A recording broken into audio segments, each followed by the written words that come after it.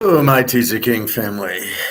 Hope everybody's well, having a nice Saturday. 11 o'clock. Let's get the baseball games in. Yesterday, won the lock on Miami, Houston, Boston over, Tampa Bay, the Dodgers, the Redskins, Kansas City, the Toronto lock, and lost the White Sox lock and the Minnesota over lock. Now, Minnesota over. That's a weird one. You had five pitchers going, a 5 ERA and a 4.5 ERA. I go over 9, and the score is 1-0. This is, this is where the matchup is. How do these pitchers pitch against each team? And that's really the unknown about baseball. Football, you can easily identify it more. You're betting on the team, but you're always betting the pitcher. And will he defeat the batters, or who wins? So that's really baseball. So let's get to today's action. All right, at 1:05, it's 11. We got 2 hours. Okay. Houston against the Yankees. We locked Verlander. Well, we didn't lock Verlander, but Verlander beat him. And again, the ace will beat the good hitting team. So let's look at today. Javier for Houston, 4-3 with a 3.07 against Garrett Cole, 6-1 with a 3.14. Boy, it's a tough one because the Yankees didn't hit a lot against Verlander, of course. Javier's okay. He's not an ace, gives up 3 runs a game, and Cole gives up 3. So Houston. Let's look at the Yankees at home, hit 247 with a 3.25 ERA. And Houston on the road hits 230 with a, so they got a great ERA. We're going to have to play this game over under a 7 of 8. Let's go under 8 with the Yankees.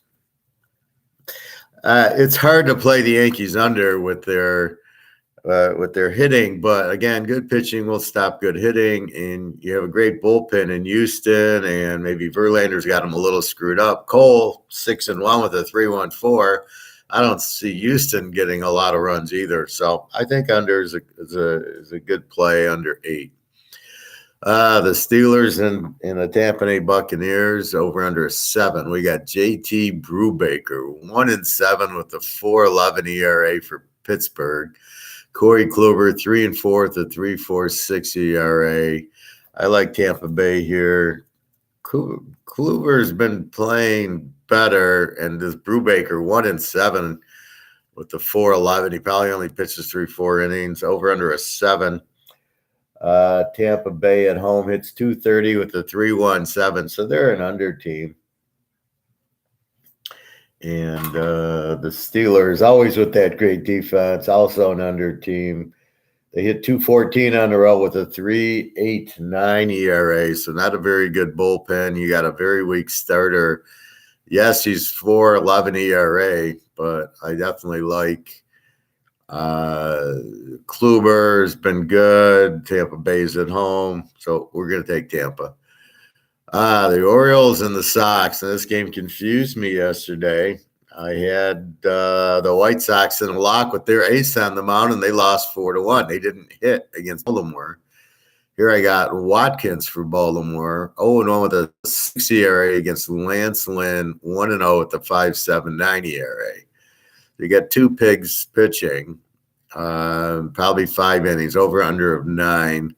So we're going to take Baltimore over 9 just because of that. Let's see. Baltimore on the road hits 233 with a 3.04. They got a pretty good bullpen, so they're more of an under team, Baltimore. The White Sox, as we know, are more of an over team.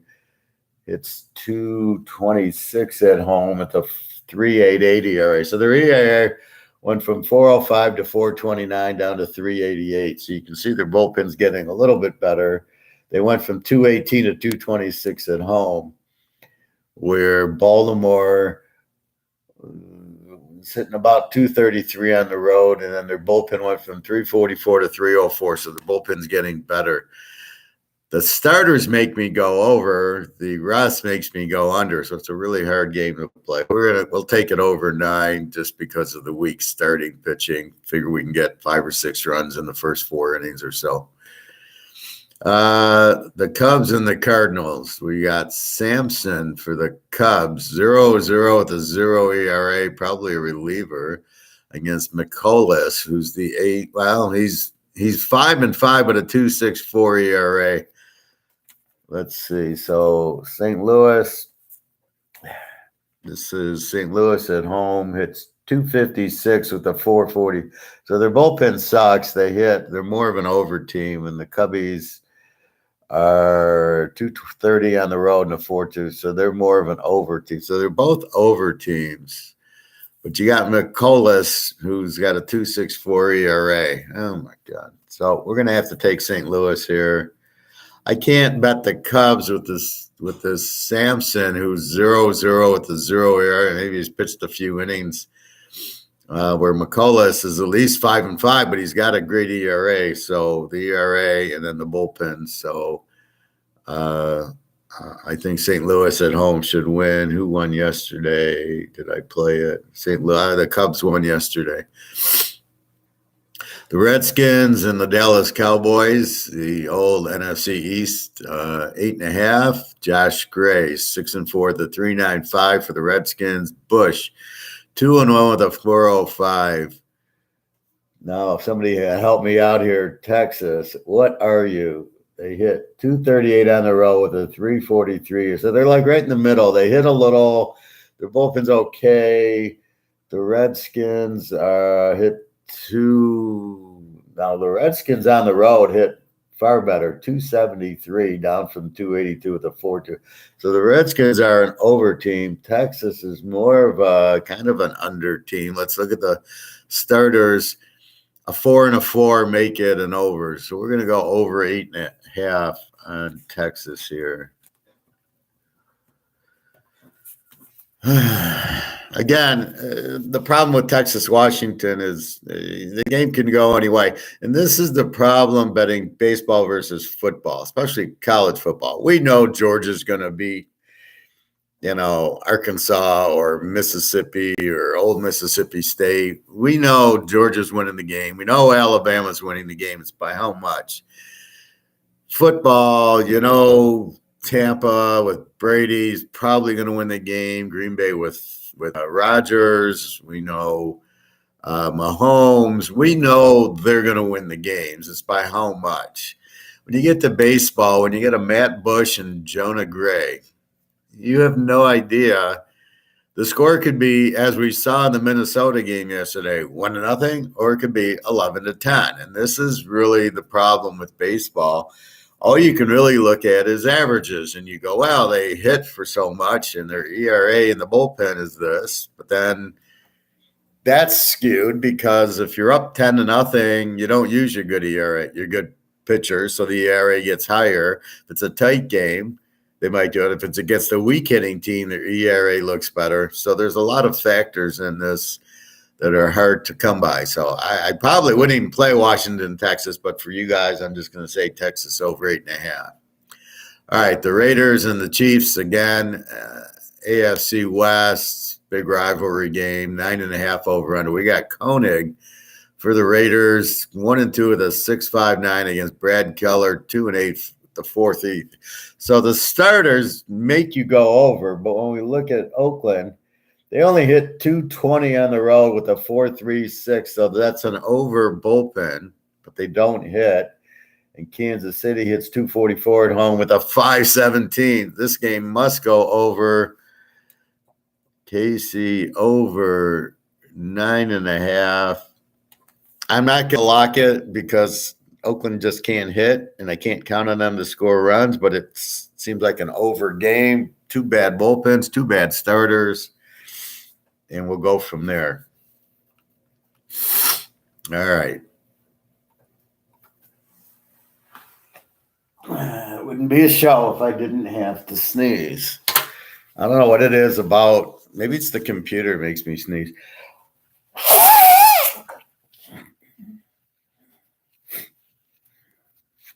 All right. So we got the Maple Leafs against the Packers. Little inter sport game.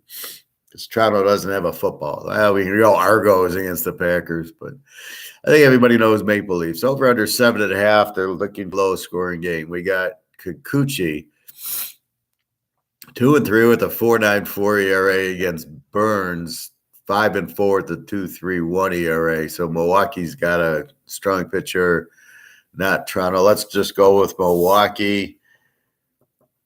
Let's quickly look at the bullpens. Milwaukee, 3.14 ERA. So that's a pretty good bullpen against the Maple Leafs. And they got a 3.90. So the bullpen's better for Milwaukee. The starter's better for Milwaukee. Let's go with Milwaukee.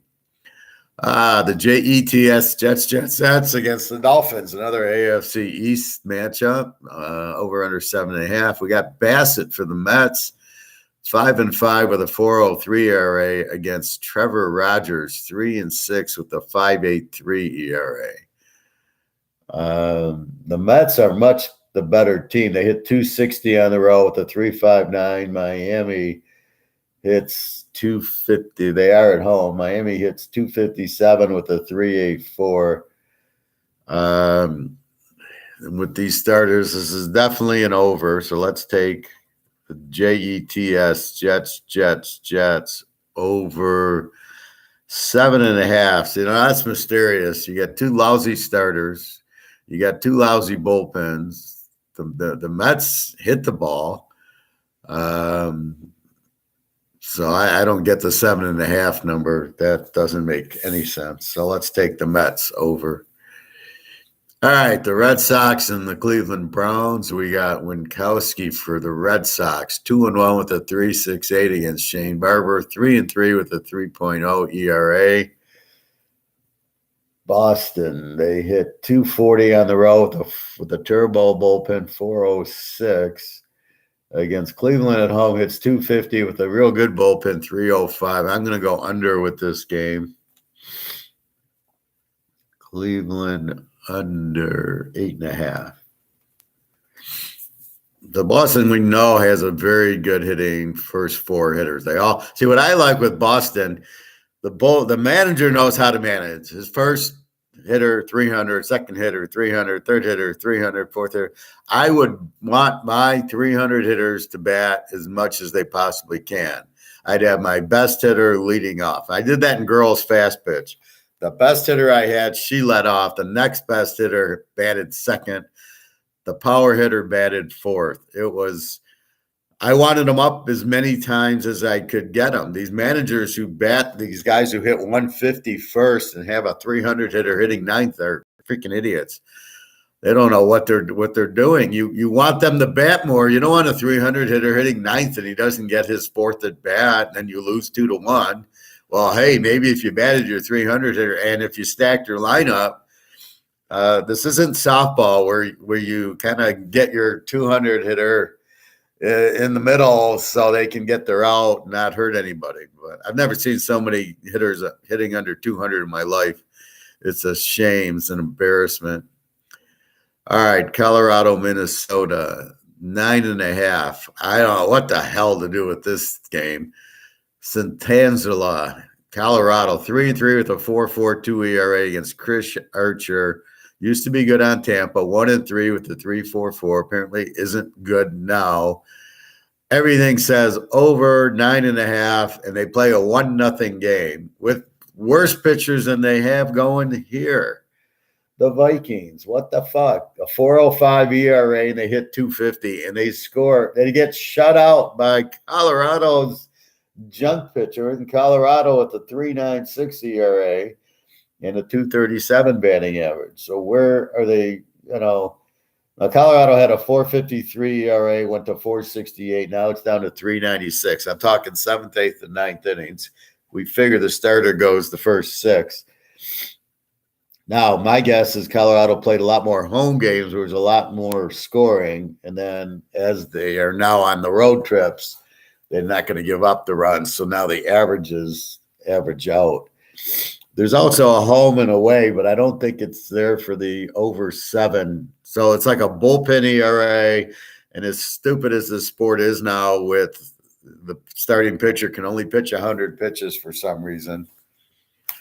I'm still not. I could pitch 100 pitches and go another 100. I mean, it's not difficult. This third time through the lineup, I hear this crap. What the fuck is that? Oh, yeah, Koufax had a real hard problem the third time, as did Bob Gibson, as did Denny McClain, Jack Morris. I mean, go where you want. What are you talking about? You can't go three times through the lineup, and then you bring in the relievers for the 7th, 8th, and 9th. Meanwhile, you don't have any hitting on your team because you got all these guys that are relievers that can only pitch one inning every 5 days. I mean, it's not even baseball.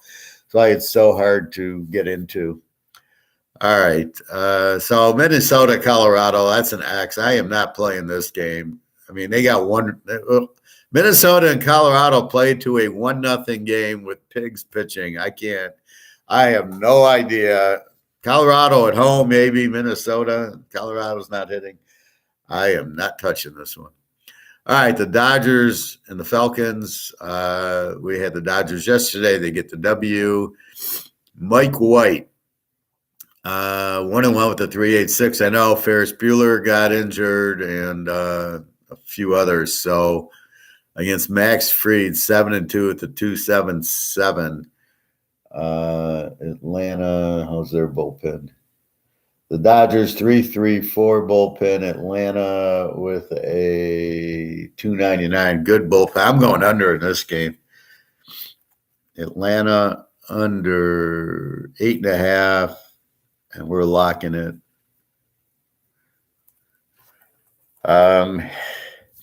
Games in Atlanta.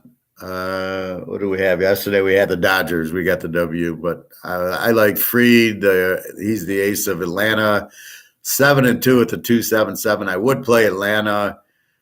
I don't like this White. He's new, but the bullpen's pretty good, and I don't see the Dodgers getting a lot of runs today. So let's go. Good bullpen. Let's go under. All right, the Bengals against the 49ers. It was a good Super Bowl in 1981. Over under 7.5. Mike Minor, 1-3 with a 7 ERA against Logan Webb, 6-2, 3.26. We take the Niners. What we're looking for, we got a 3.26, 6-2 pitcher against a 1-3 with a 7 ERA. That's all you need to know. Take the Niners. Seattle and the Angels, another team that is clueless is Seattle. If we look at Seattle, they hit a whopping 225 and 251 at home. This game's on the road, so they don't hit on the road. Their ERA absolutely sucks at 4.04. They're an absolute Z team if California has got any point. But now we got the aces going against each other. Gilbert, 2.28 against Sandoval, 2.70, over under 8. This is a lock. I'm locking California under 8. I've got the aces on the mound. I got a weak hitting Seattle team. They're not going to score anyway, so we're looking at that. That's probably my best play, is to take this game under, because I can't figure out Seattle, except for they suck offensively. All right, the Eagles and the Chargers. Yesterday we had San Diego over 7. They didn't get there. We've got Efren, 2-5 with a 4.43 for the Eagles, and Blake Snell, 0-4 with a 5.46. Two lousy pitchers. Over under 7.5. What the fuck's going on with this over under with these pitchers? Obviously a mistake. I mean, how do you make it 7.5 with pitcher that's 5.5 and 4.4? Let's look at the Eagles. They hit 250 on the row with a 3.65 ERA. Came down from 3.88. Against the Chargers, Dan Fouts is out. They hit 228 with a 3.70 ERA. So not a great staff. Let's take this game over. Let's go Eagles over 7.5 again. Now, we played them over yesterday, over 7. They didn't get there. Again, now I'm not looking at injuries. I'm not getting that in depth. So if there's, 10 guys out on both teams, and that's why they're not hitting, that's another story. But with these pitchers, this game should at least hit 10. And last but not least, Detroit, Arizona. We had Arizona yesterday, and Detroit won. Again, Detroit with garbage pitching all over the place. We got Fredo 1-4 at the 4.67, and Davies for Arizona 2-4 at the 3.96, over under 8.5. Detroit hits a whole 198 on the road with a good bullpen. They have a good bullpen, 305. So they scored 4 runs yesterday. Arizona with a 212 average with a terrible bullpen. So neither team hits in this game. So we got to go under even with these pitchers. So we're going to go Detroit under 8.5. And we'll leave it at that. All right, let's get back to here. We've got 2 people aboard. Hello, good morning.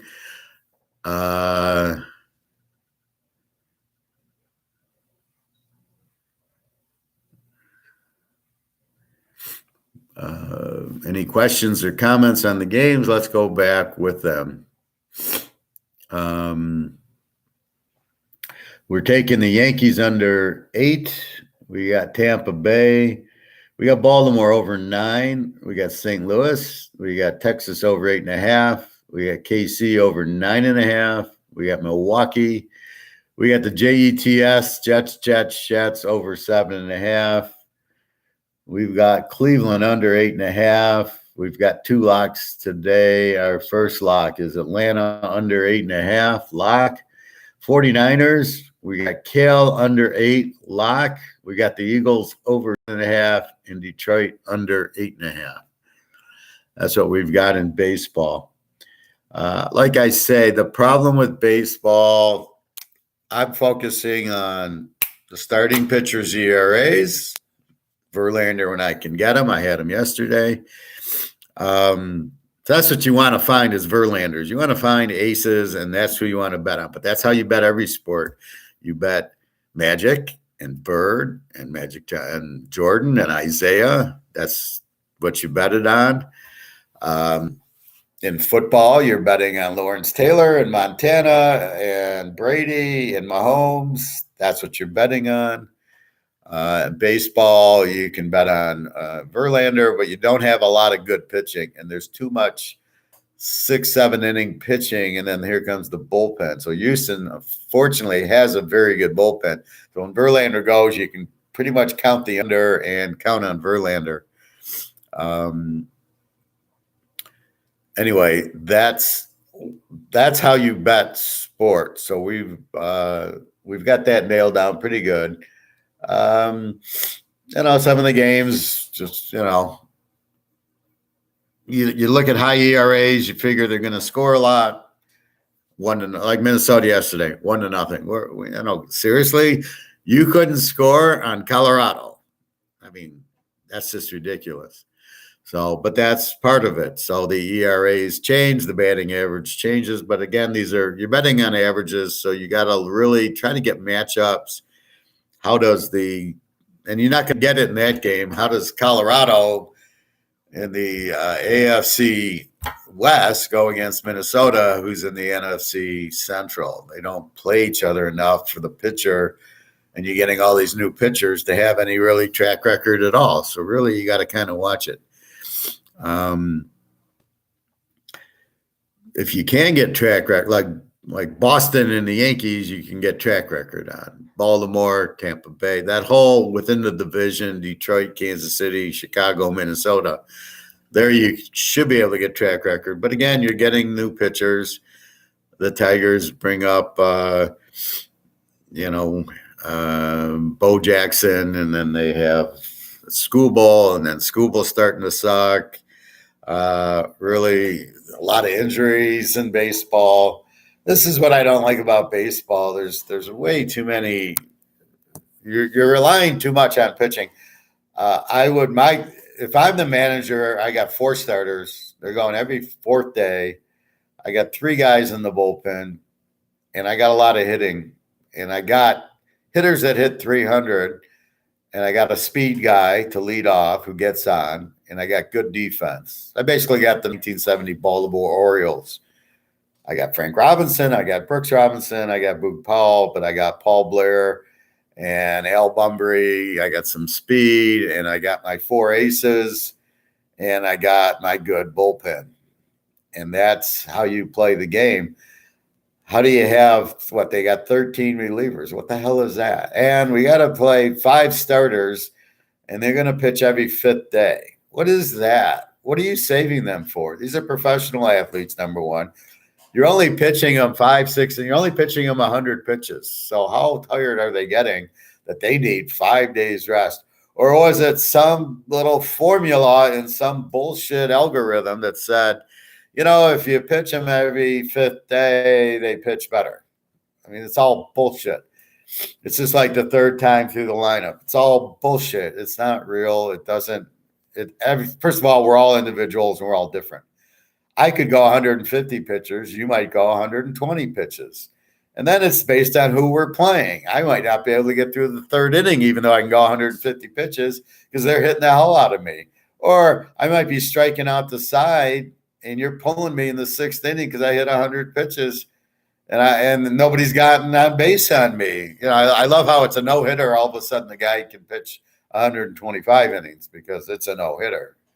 It's so stupid. But Moneyball does not work. This whole take a walk doesn't work. That's how they have adjusted, right? You're going to take the walk. I'm going to have 25 relievers. So now you're going to see my reliever for an inning. And now I'm going to make you get a hit.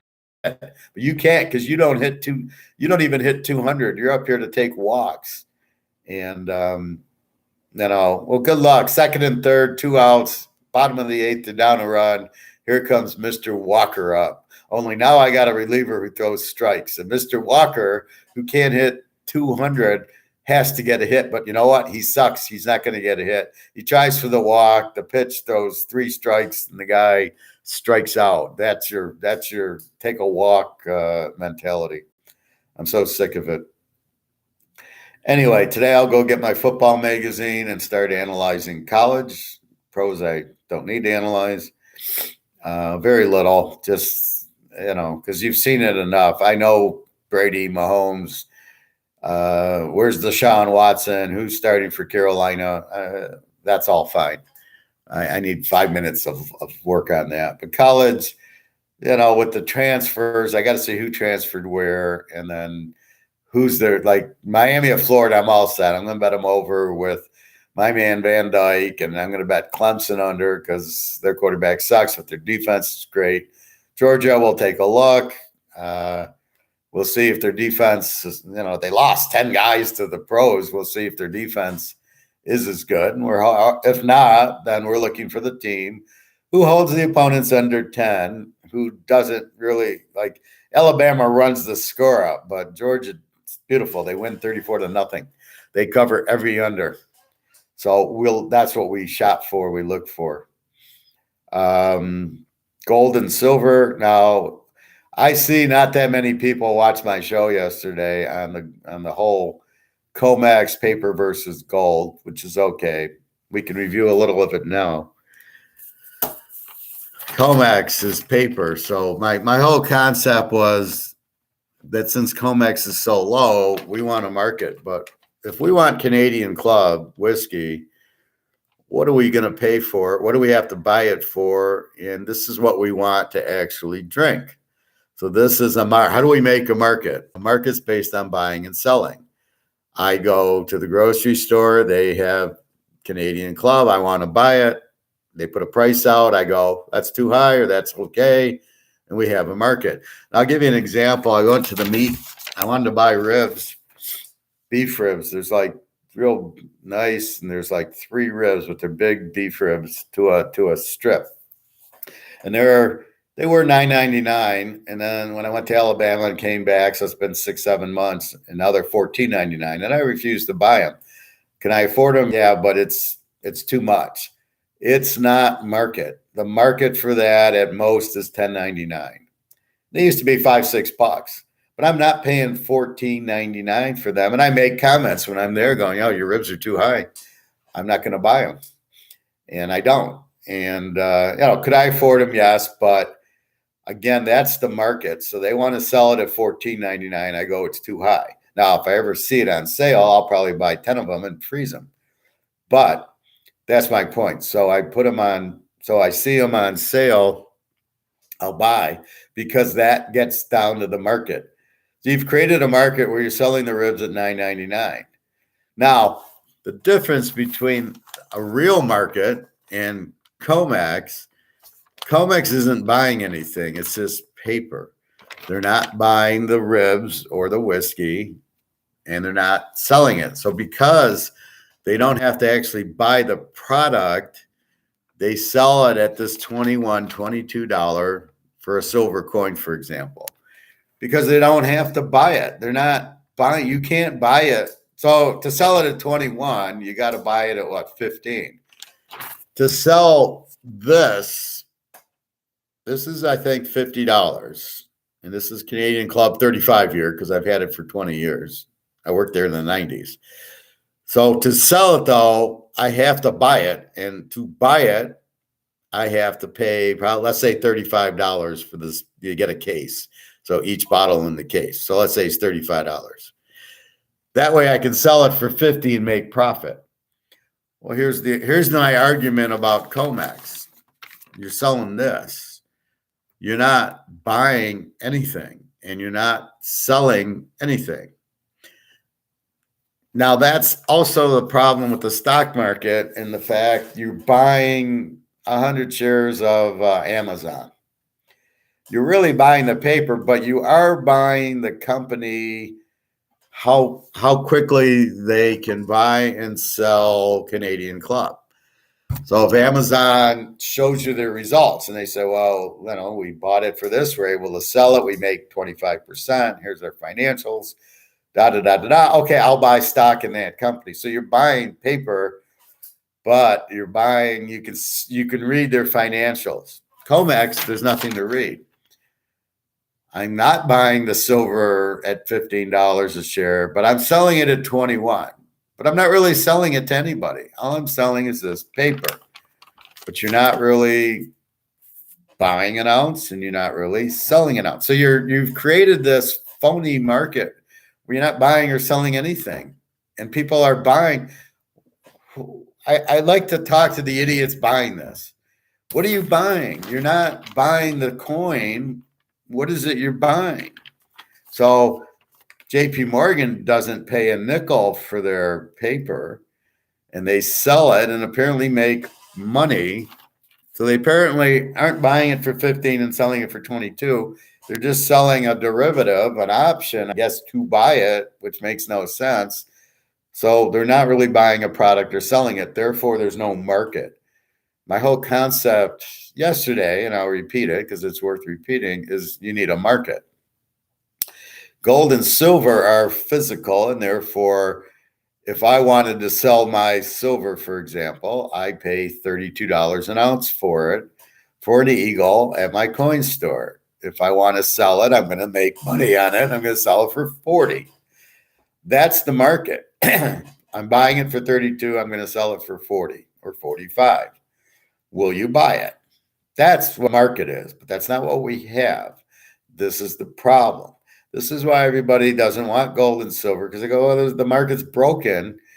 It's still $22 an ounce. Why is it $22, $23 an ounce, even though you can't buy it for that? The dealers, on the other hand, are freaking idiots because they're not idiots from the standpoint, I guess they're able, because they're actually buying and selling the physical.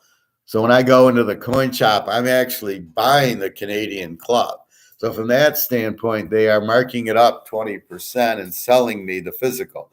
So they're actually buying it, I guess, for 20, let's say 25, and selling it for 33. So they're actually making, my one guy in Ann Arbor said I make $5. I don't know. So he's saying I buy it for 25, I sell it for 30. Now, the question is, who is selling it to the dealer for 25? Oh, that's based on the paper.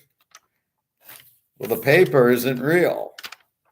The paper is a fixed market to keep the price down. And there's three reasons I gave yesterday. One is so the Chinese can buy more. They've got 25,000 tons of gold. So the Russians can buy more. They got 13,000 tons of gold.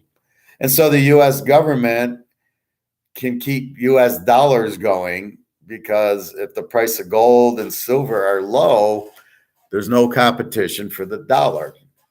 And I've explained this before, but I'll explain it again. So there's three reasons why. Now, why are the Russians and Chinese, the Swiss, why are they buying gold if it's not worth anything? Because we all know it is. We understand it's manipulated by the paper. This manipulates. JP Morgan says it's $22. And everybody believes it.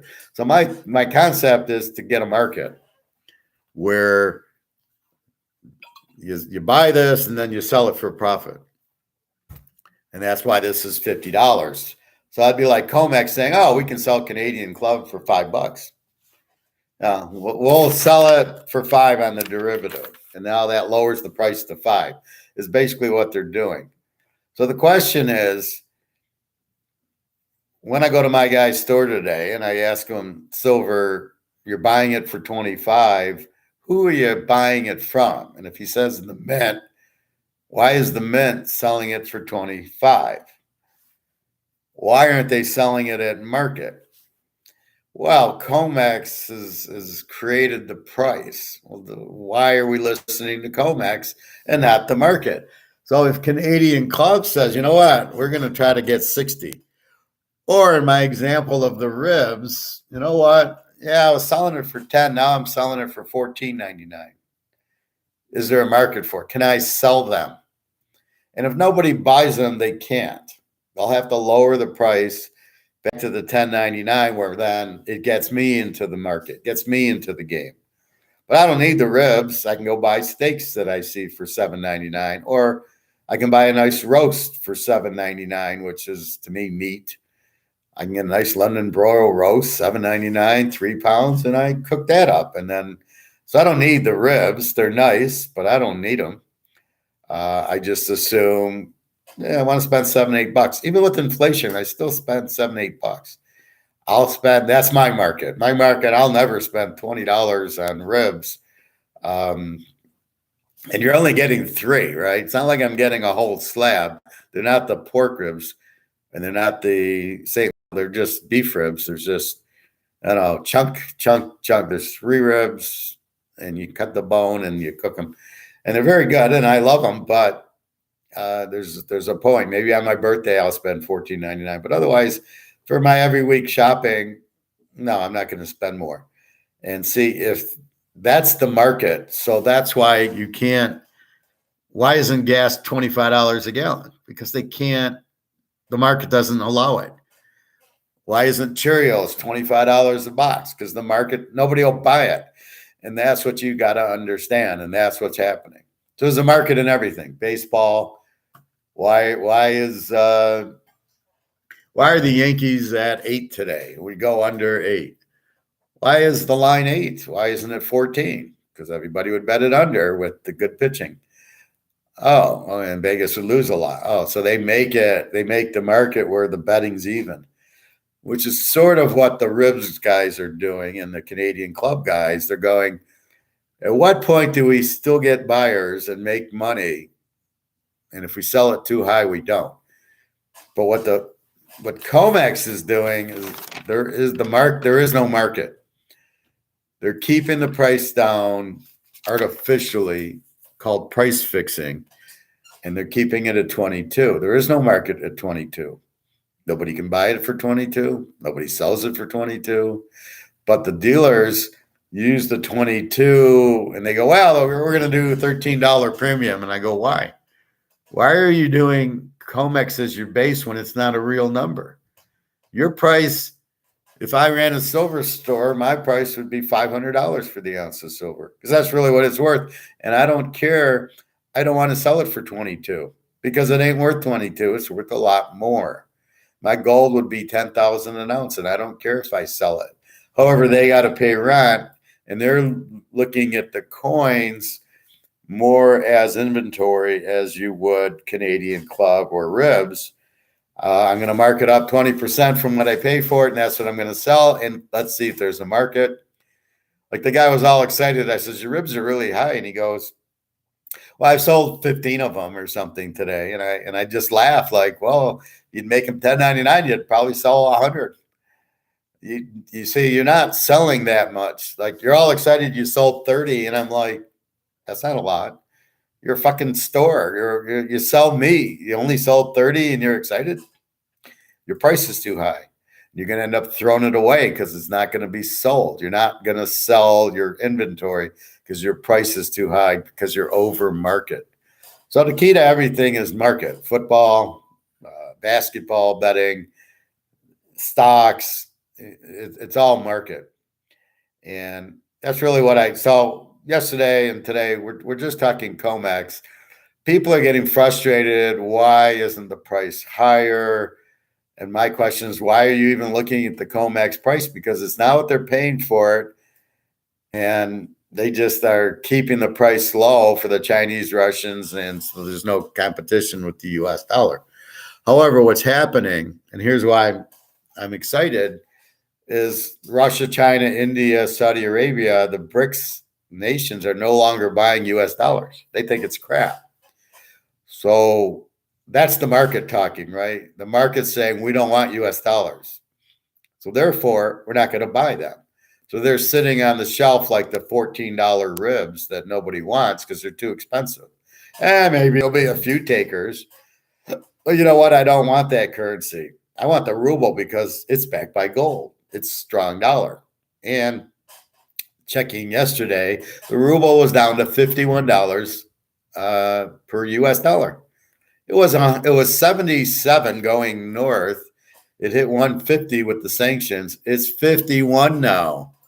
$51 for the ruble, and I guarantee it, by Christmas it'll be even or within 10 from 150. Why? Because it's backed by gold. So what'll happen is nobody wants the dollar like nobody wants the ribs at $14, or nobody wants, if I mark this Canadian club at $100, it's going to sit on the shelf. Do I want this sitting on the shelf or do I want it bought? I want it bought. So I have to figure out the price to get it bought, but I have to cover what it cost me. So in our scenario, COMEX keeping the price down takes the demand away from gold and silver. The central banks want it at that price. Well, actually, since they're not buying it, they don't know what the price is at. The price is too low. So the Russians and Chinese buy it. But the real point that COMEX exists is so the American people buy the US dollar and they want a monopoly. They don't want the competition of gold and silver. But meanwhile, look at the Chinese and the Russians. They're smart. They're going, wow, gold's, look how cheap it is. We're going to buy it. So they buy it and buy it and buy it because they know it's really worth a lot more. They know gold's really 10,000 an ounce, and they know silver's really 2,000 an ounce.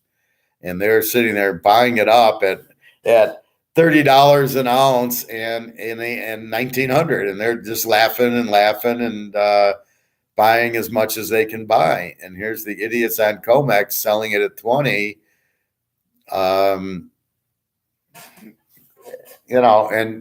because they, I don't know what they get out of it. I don't know, honestly. You got silver derivatives at $22 an ounce. How are you making any money? It doesn't make sense. You're not paying anything for it because you don't own any of it. And this is what I'm telling you about ETFs and about gold stocks. You're buying part of the mine. So the inventory of the gold goes up, the mine goes up. That's okay. But you're not trying to buy the coins. ETFs and this derivative crap, you think you're buying the coin, you're not. they're scamming you, you're not buying anything. So if you buy an ETF or it's an IRA, I've got gold, you don't have an ounce. You don't have nothing. When gold goes up, you don't have nothing.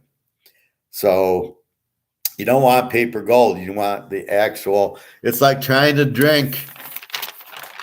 I want my whiskey. Oh, I guess paper.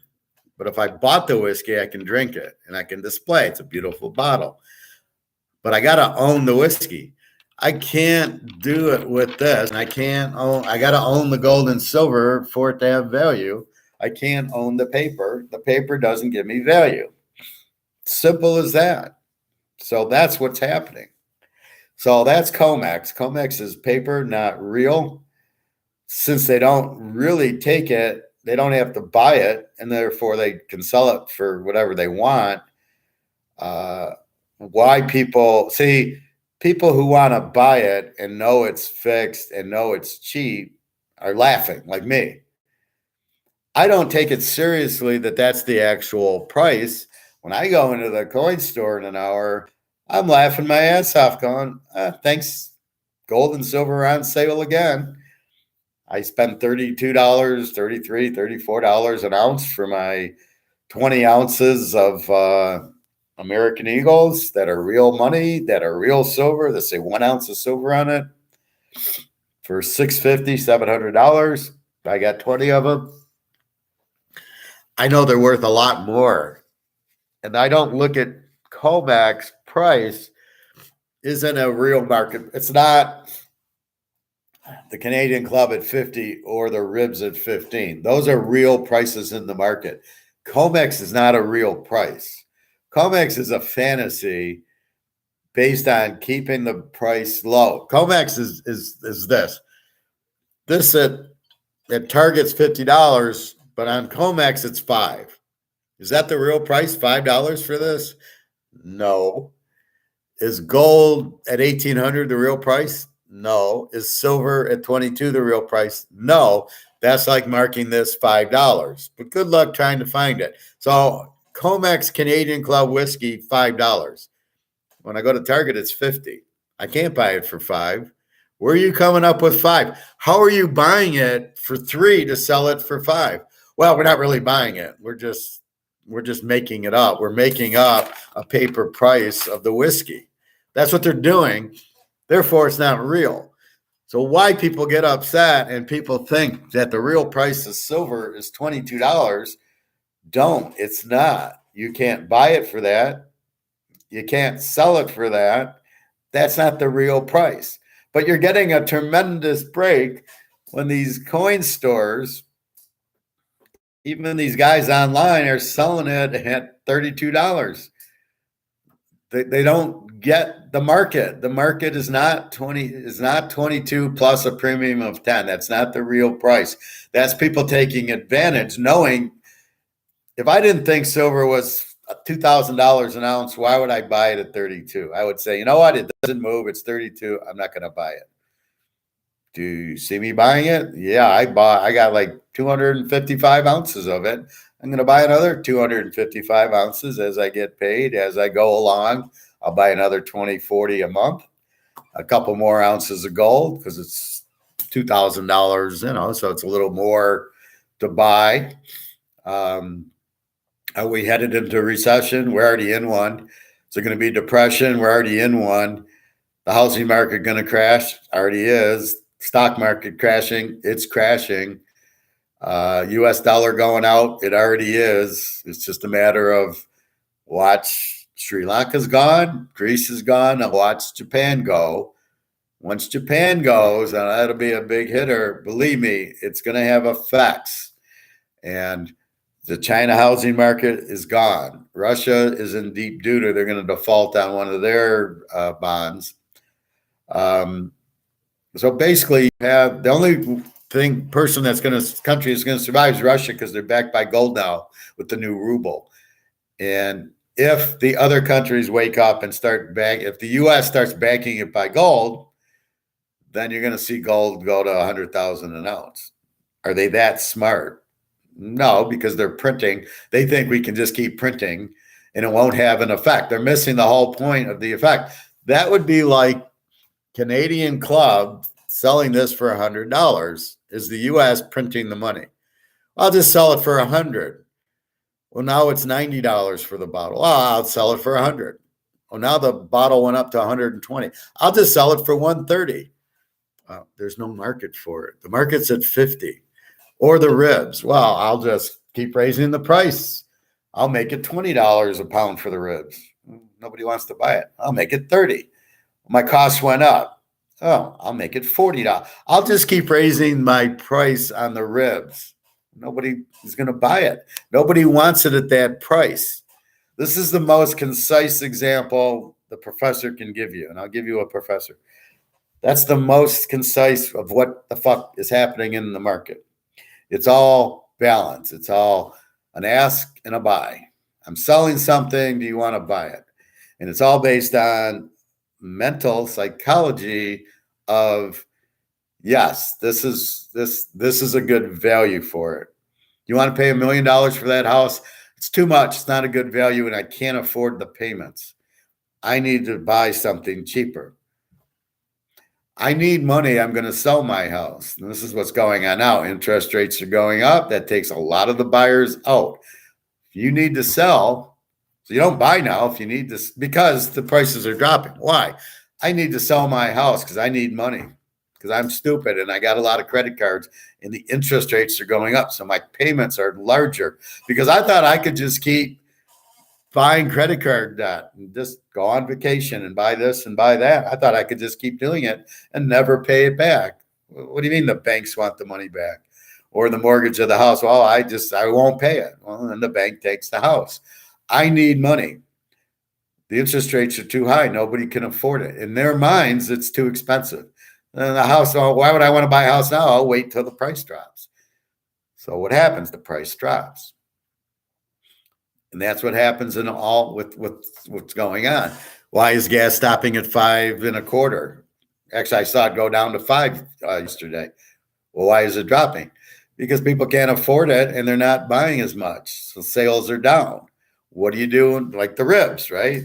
I'll bet you if I go there today and I look for the ribs, they'll be $10.99 between now and next week. At some point, this guy's going to realize I'm holding inventory that I can't sell. I can't sell it at that price because it's not of value for the people. The market dictates everything. That's why you want free markets. That's why you don't want socialism, communism, fascism. You don't want any of those because the government says, well, the government can't create the market. Me and you create the market. I go to buy the ribs and that's the market. No, 14, too much.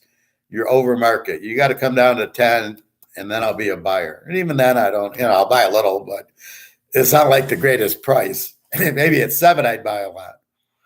And I still see steaks at 7, hamburgers still sitting at $5, $6. And like I said, the roasts are $5, $6, $7. I'll buy those instead of hamburger, and I get a 3-pound roast, throw it in the oven for an hour, and you got 3 pounds of hamburger as a roast, London broil or whatever, the same thing, probably better quality than the hamburger. So that's what you have. That's how the market's driven. And when you take things out of market, like the government in the U.S. is trying to do, they're trying to force us into electric cars. Well, there's no market for it. Well, we're going to make up this story about green energy and the pollutant. We're on a planet. Believe me, we're not hurting it by driving a car or, and there's nothing that we can do to really hurt the planet. It's a freaking planet. Whatever it is, it's gas, it's liquid, it's just a big chunk of things. Whatever it is, we're not hurting it driving a car on it. Believe me. So I'm going to run out and buy electric to save the planet. That's absolutely bullshit. I don't buy it. You're not doing a good job selling that. It's like me buying $20 ribs or paying $100 for my whiskey. It's too expensive. I don't envision it. Now, the problem is when they print the money becomes worth less and less. So the $14 I'm paying for the ribs is really the $10. but because the value of the dollars dropped, it takes 14 instead of 10 to buy the ribs. So in a sense, the ribs are still $10, but psychologically, I still have that $10 in my head. And that's why gold and silver have to be more expensive, because if the dollar dropped for me to buy ribs or Canadian Club whiskey, if it's more expensive because it takes more dollars to buy it, how can gold and silver not have went up? Because they're assets. So they would have had to, it should be taking more dollars to buy them. And that's my third point on gold and silver. So what you're doing is it's low for the Chinese and the Russians to buy, and they're buying it and buying it and buying it. So your question is, why? Why are they buying it if it's really not good? If it's really that has no value, why would they buy so much? Putin might be a killer, but he's not an idiot, right? I hate he's at war. It bothers me. My girlfriend's in the Ukraine, all going crazy, but he does understand gold, or at least somebody there understands the point of gold, and so does China. And the U.S. understands gold, that it's competition to their dollar. So therefore, they understand if we let the gold price go up, our dollar will go out because nobody will want it. Nobody will pay $100 for the whiskey or $20 for the ribs. I can't just keep raising the price on the ribs and think I'm going to have a buyer, because they're not. It's not going to happen. So this is really the thought process. This is a professor explaining it as a good level that people can understand what's happening. That's exactly what's happening. But it happens everywhere. Football, baseball. How do they make the line? Well, they make the line so there's betting both ways and they win on the juice. But what happens when MGM's juice on a football game is $1.30, but I can go to I can go to William Hill and it's $1.10. Where am I gonna bet? I'm gonna bet at William Hill at $1.10 instead of paying $1.30 at MGM. Even there, you have a market, right? You have a market everywhere. You want it to be a free market. You don't want government interference. That's what the invisible hand means. They get really pissed when people don't understand the invisible hand. That's all it means. It's you're free to make your market and do your trading between me and William Hill and me and the Canadian Club and me and the ribs. Leave it alone. Let it be a free market. That's the invisible hand. The invisible hand is me going to buy the ribs, going, it's too much. I'm not going to buy it. The invisible hand takes care of that. And then I either buy the steak or the hamburgers, or I go to another grocery store and buy ribs or steaks at the other grocery store. Maybe I don't drive as much. I go buy a bicycle, and the local stuff I get on my bike instead of driving because gas is too expensive. There's all sorts of things that the market does that if you let the invisible hand do it. So what happens is when the government gets involved, you lose the invisible hand. That's why people get negative government, because what are you doing? You're blocking, you're putting regulations and taxes. So you're making the ribs be $20. I can't sell it for 20, right? So the rib guy's still selling it for 10, and the grocery store, has all these taxes and other things on it. So he's got to sell it for 20, even though before it was 14. But he doesn't get any buyers because it's too expensive, because the government is breaking the invisible hand, and they're going, well, we're going to have all these regulations, and there's now the $6 tax you got to, if you sell ribs, because we don't want anybody to sell meat because it's not good for you, even though sugar is good for you. So sugar is the worst thing in the world for you. Anyway, so that's really what's happening. That's what you try to avoid. And so this is why COMEX is fake. It's not market. They're not buying the silver and therefore can't sell it. And people that understand that it's undervalued, and they're going, keep the price at 22, keep the price at 22. I'm going to buy more. I'm going to buy more. I'm going to buy more. But again, eventually this is a bubble, a low bubble as opposed to the high bubble. So when the stock market goes to 35,000, it's a bubble because it's not a real price. It's government buying it. But when you get, on the other hand, keeping the COMEX down at 21 is a lower bubble. So eventually that bubble bursts. Gold and silver finally realizes their true value of 50,000 for gold and 5,000 for silver. It'll finally reach it once the cat's out of the bag. Believe me, the governments understand it's not the true value. That's why they keep buying it. That's why I go to the store. The only people that aren't getting it, well, the store kind of gets it because they do make money on it. So they buy it for 22 and they sell it for 32. The guy makes $10. So from a selling the inventory, if I buy this for 40 and I sell it for 50, that's the object of a store, sell my inventory. So the coin guy is looking at it as inventory going, well, I'm getting it for 25. I'll sell it for 35. I make my $10. When he looks at it as a commodity, he goes and takes 20%, throws it in his safe, knowing it's really 500. And we talk about it, and he knows it's $1,000 an ounce. But he says, what can I do? I've got to pay rent. And so he says, I've made over $1 million with people buying gold and silver. Well, the whole coin store makes $1 million, and he keeps people like me coming in and buying the gold and silver.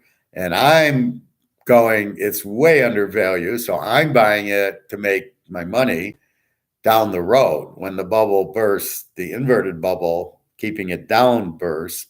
Because again, it's just paper creating the price. And again, it's so the US government won't have competition with gold and silver because 99% of the US population has not been educated and has no clue about gold or silver. And therefore, they don't know it's undervalued, so they're not running to buy it. If they started to turn the lights on and realize what it is and how cheap it is, everybody and their grandmother would be buying it, going, I just bought silver for $32 an ounce. It's worth $2,000. But people don't get it. And all they do is see COMEX at 22 because they're keeping the paper at 22. And that's what's happening. So eventually, when the dollar goes out, because we'll just keep printing more to pay and more and more and more, eventually nobody will want it. And that's when they run to gold and silver. Now, the rich people, they sit there with gold and silver, and what they do is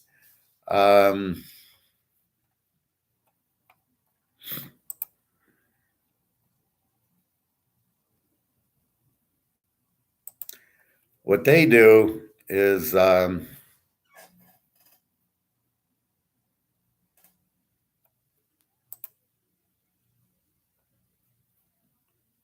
a second.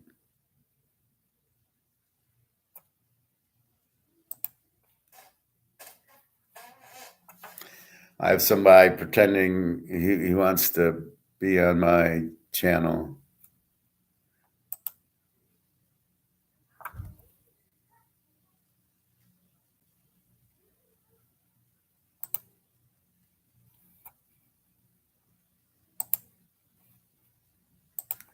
All right.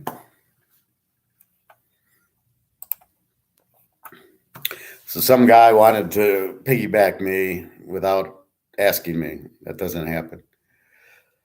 So anyway, that's what's happening. So what the rich people are doing is they'll go to the money manager. The money manager makes money on commissions of selling and buying stocks. Has no incentive, maybe bonds, has no incentive of buying gold because he's buying money, and he doesn't make any money by having Bill Gates buy $1 million worth of gold. He gets no commission. He doesn't want Bill Gates to buy gold. He wants him to buy stocks, even though the stock market's going to go down and Bill Gates is going to need gold. Bill Gates is going to be bankrupt.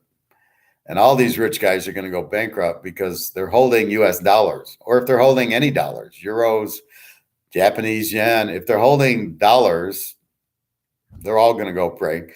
they're holding houses, they're all going to go down in value. So basically, what you have is the rich guys don't, like Bill Gates doesn't know what a gold ounce looks like. He doesn't understand what a stock is. He doesn't all he understands is bits and bytes and doing IT stuff. So he's not buying gold because he's not smart. He's not an intelligent person.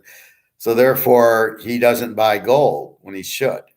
Because when the US dollar goes to zero, what are you going to be holding? It ain't going to be euros. It ain't going to be yen. It ain't going to be Swiss francs, because all of those are going to go to zero. Only the ruble backed by gold or silver will protect you, or the Brady card or whatever. Only an asset will protect you from what's happening, because the dollar is not an asset. It's an expense. So keep that in mind. That's what's happening. Hope you understand and learned. Again, let's do the baseball. Yankees under 8, Tampa Bay, Baltimore over 9, St. Louis, Texas over 8.5, Kansas City over 9.5, Milwaukee, the Mets over 7.5, Cleveland under 8.5, Atlanta under 8.5 is a lock. The 49ers, California under 8 is a lock. Philadelphia over 7.5, and Detroit under 8.5.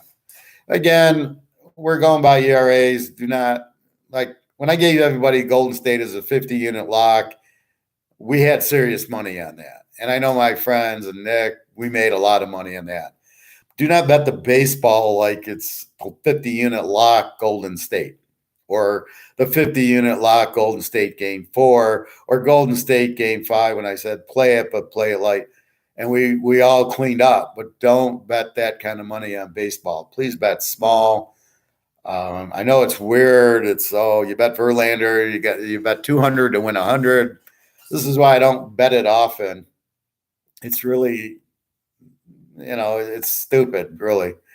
And then the pitchers only go 5 innings, and only go 100 pitches. So the whole thing's, I have no desire. Again, we'll start getting into football. I'm going to go read the magazine. That'll be a good July 4th, 5th thing I'll do. What else? Again, I taught the market. If you have any questions, www.teaserking.com. The market is me going to buy ribs. They're too expensive. I don't buy it. The market worked perfectly. You trying to sell it at a price that's too expensive, and I am the market, and we're all our own market. Right? You go buy a Coke, you buy chips, you buy steak, you buy Chinese food. It's got to be the right price. So, if it's too expensive, what do? You go, I'm not buying that. I'll buy something else. That's the market working perfectly. You can only sell it at market. We are the market. Keep the interference out, keep the government out, keep the taxes out. Just let it be. There should be free trade. There should be going to the grocery store, and they should price it what they want. And you can't force electric cars down our throats if we don't want it. I don't want an electric car. I'll never buy one. Now, if I go to the store and that's all they are selling, I just simply won't. I'll keep my car for another 5-10 years. So keep that in mind. Again, COMEX is fake. It's made so the U.S. is trying to force you to keep dollars. The other countries have most of it. So the yen is collapsing. They're buying dollars because the yen value is up to 135 to 1. We're going to watch Japan go out, just like Sri Lanka just did, Laos just did, and Greece. So here they come. You were looking for something. The Chinese housing market went out. Here goes the housing market collapsing. Japan goes out. It's going to lead to others. Then the euro, and Europe is all fucked. I was reading about air travel to Europe. It's fucked. There's not enough people working. Huge lines. So then, and you can't go to Russia because you can't use your U.S. dollar. So keep that in mind. Anyway, have a nice day. Have a nice weekend. I'll be on tomorrow. We are the market. The professor signing off.